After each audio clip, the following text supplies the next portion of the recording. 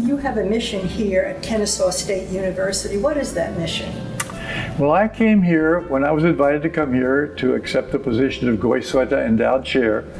The purpose was to establish a center where education could be done in such a way that demonstrates the benefits of a different way of approaching education with young children.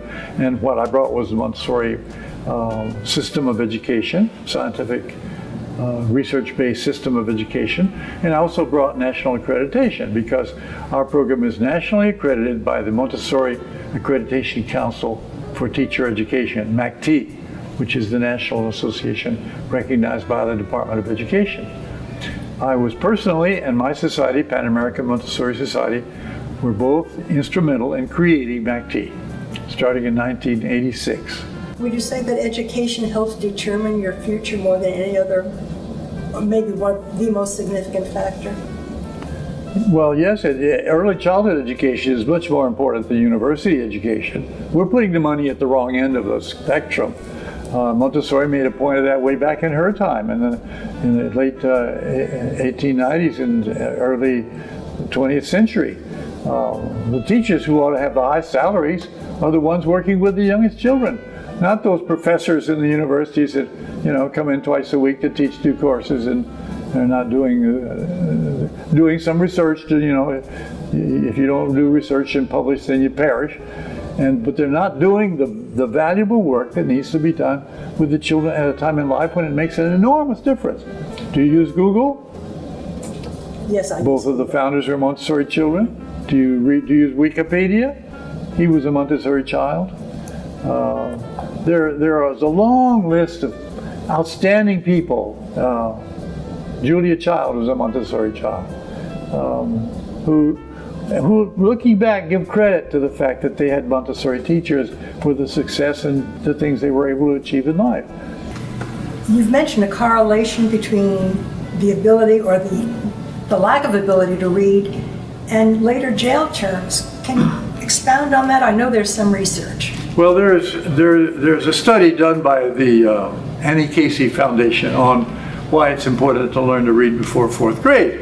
And their research shows that, this is the Annie Casey Foundation, their research shows that 72% of the children in Georgia that move from the 3rd grade, graduate into the 4th grade, cannot read at a level competent enough to be successful in 4th grade. And that's 72%. And unfortunately, there are 20 states that their departments of corrections are using the number of children who cannot read at 4th grade to decide how many new jail cells they're going to need 20 years later. Because many of those children never learn to read, drop out of school, and get into trouble, end up in jail. When you opened your first Montessori school, you began with just 12 kids enrolled. Yes.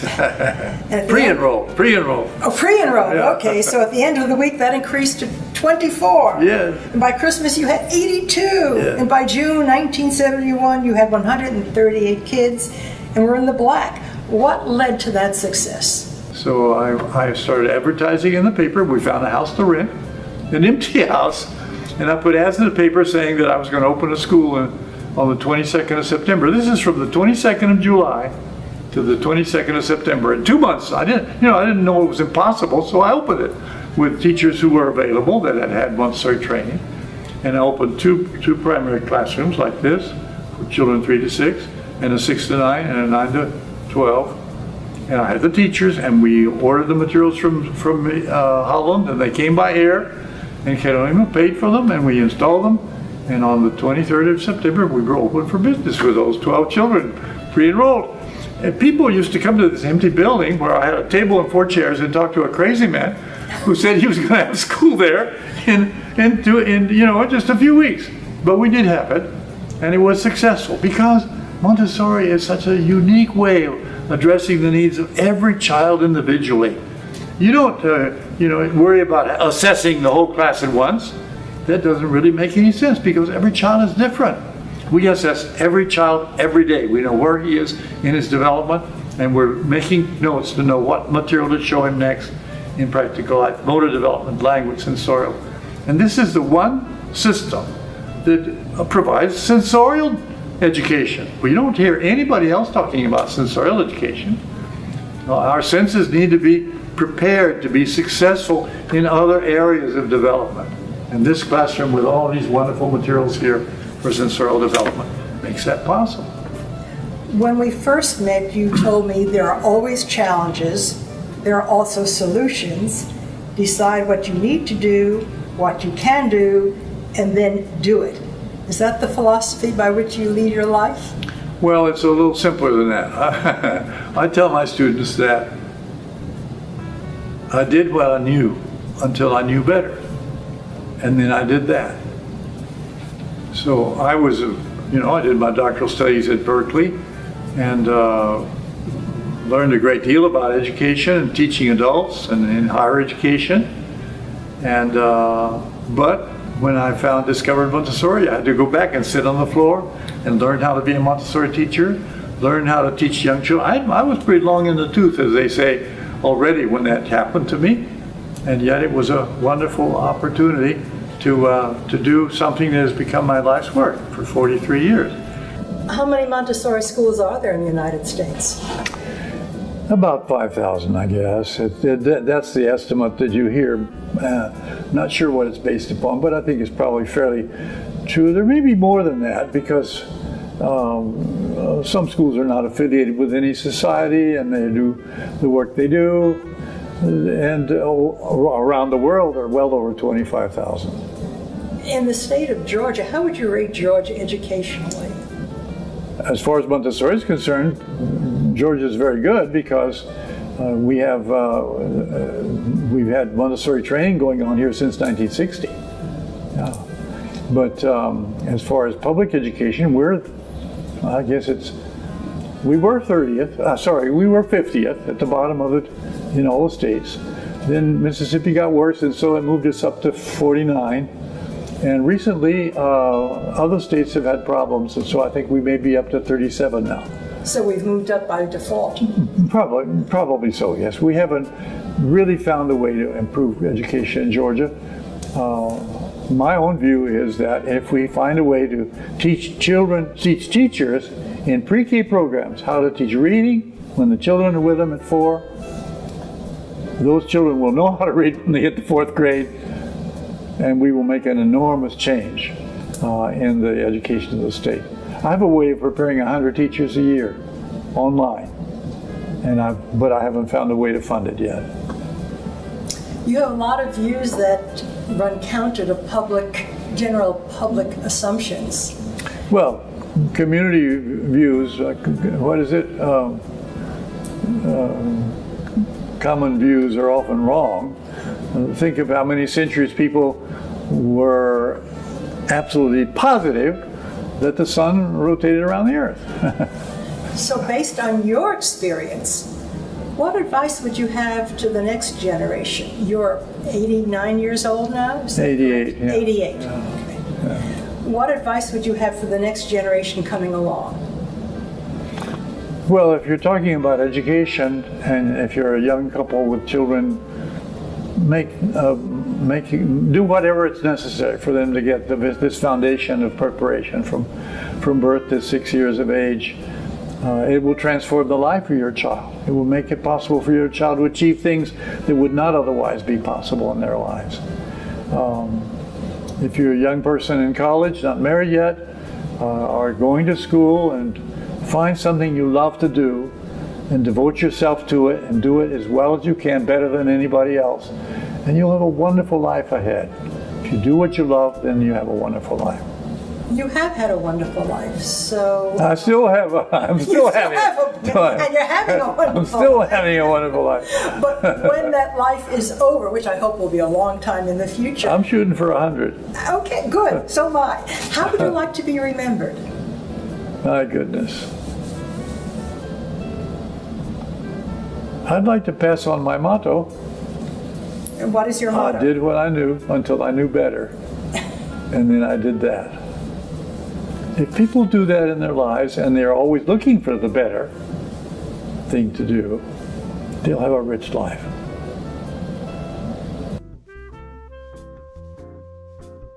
Can you briefly explain what the Montessori system, educational system is?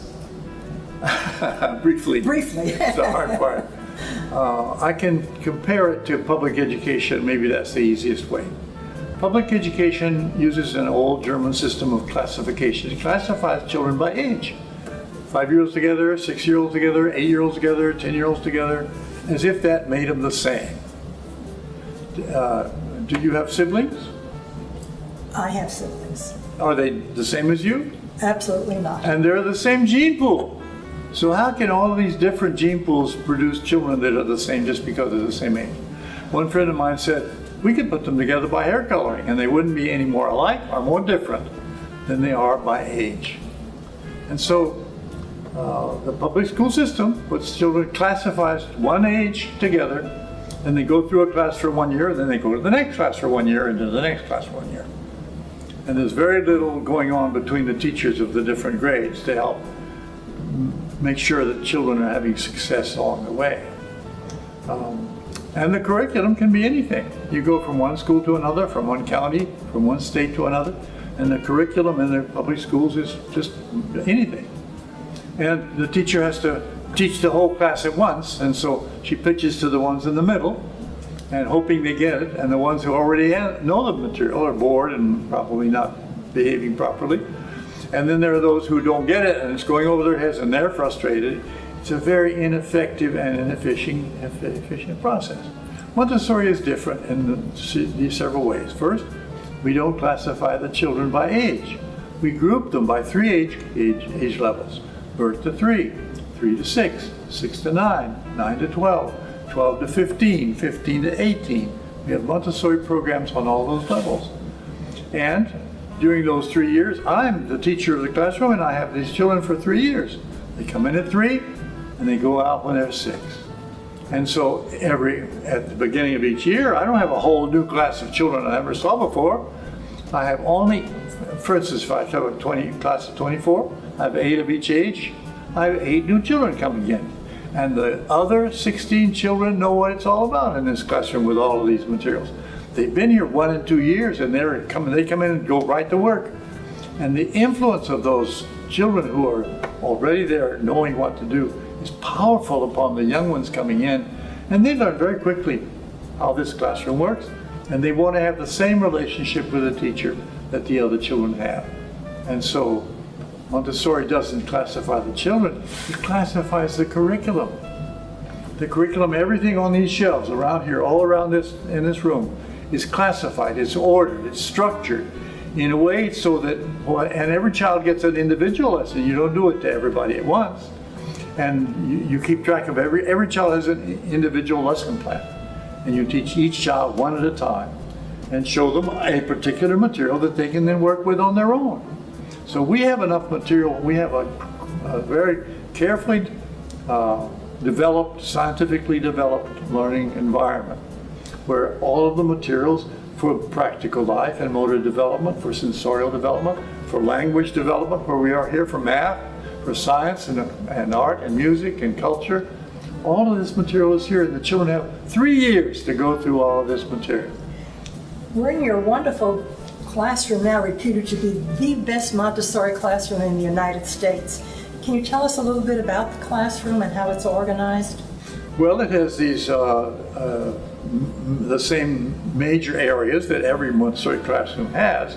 I have the benefit of having been collecting these materials now for 40 years, so I have materials that other people don't have. But one of the things that we have here that is not available in most other Montessori classrooms is a research-based language program. This is a very different program from the one used in other schools. Many Montessori schools have recapitulated to the public schools. The public schools teach Sprint, so they teach Sprint. So nobody can criticize their children when they go into public schools. But they're not reading the research. The research shows that teaching cursive like this, with only 4 approach strokes, and on 5 spaces instead of 3, that the child's hand goes up higher. The message from the brain is strong in the shoulder when they're at this age, at 3, and very soft, not as strong as the fingers. So by using this movement, they're able to write more effectively. And by going up 2 levels and down 2 levels, they're able to make these letters more effectively. My dyslexic child learned to write and read easily with cursive because the letters hold hands and walk on the line, and there are only spaces between the words. If you're working with the print letters, the D, the B, the P, and the Q are all the same letter, just turned a different way. And drawing a circle and then expecting the child to be able to draw a line down like this, to touch the edge of the circle on this side to make a D, that's calligraphy. It's the hardest thing for young children who have the least skill in writing. And there's new research, very interesting research on the brain, that shows that if you write a printed letter, only the part of the right brain side that recognizes patterns lights up. But if you write a cursive letter, all the parts of the brain that light up when you read light up.